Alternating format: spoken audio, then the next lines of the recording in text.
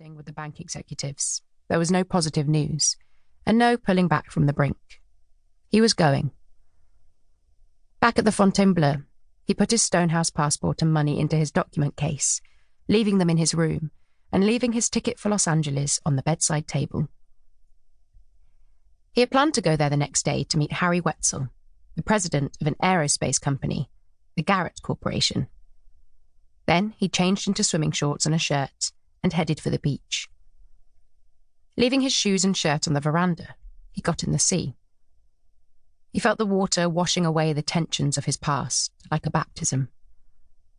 He swam towards the Eden Rock. The sea and beach were deserted. After changing into the spare clothes he'd left in the phone kiosk, he strolled to the road, hailed a taxi to the airport, collected his suitcase with all the Joseph Markham paperwork, and flew to Houston. From there, he flew to Mexico City, exiting the USA as Markham. The plan was to catch the once-weekly Qantas flight from Mexico City to Sydney, but there had been an agonising delay causing him to miss the flight by 10 minutes.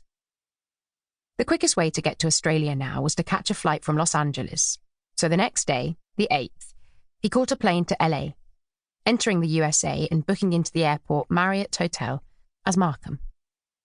He wanted to rest until the flight later that night, but he'd stayed at that hotel before as Stonehouse, and the memories came flooding back. The planned meeting with Harry Wetzel had not been cancelled, and his offices were only yards away.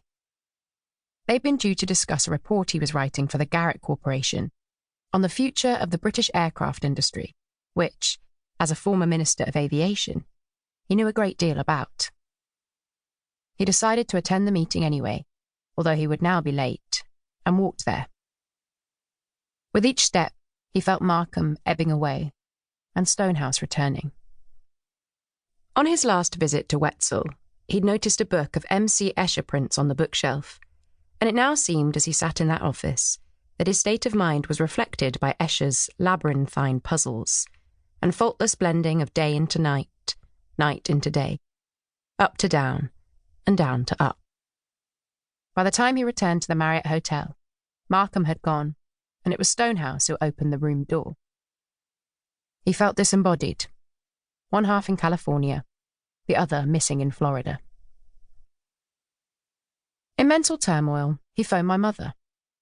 She remembers it as a short, garbled call in which he said he couldn't take it anymore.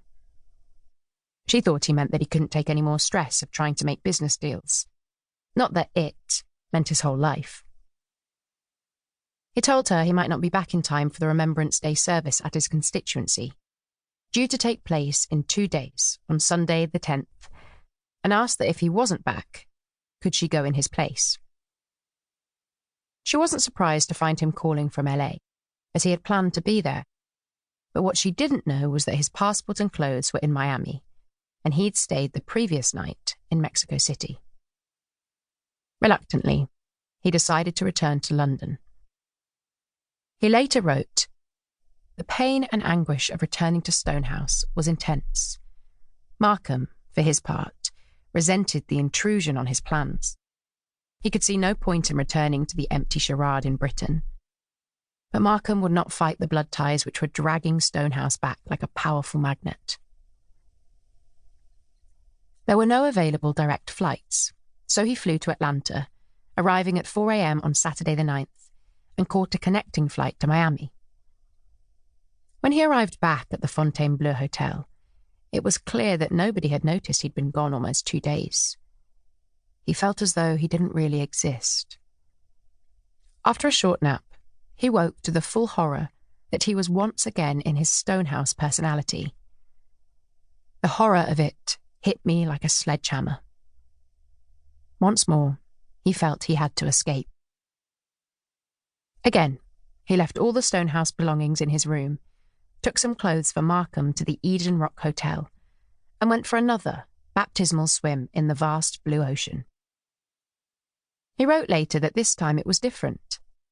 Markham was stronger and determined to succeed. The philosophical haze of the previous swim was replaced by a harsh, strong light. I could see it all clearly now. Stonehouse must definitely die.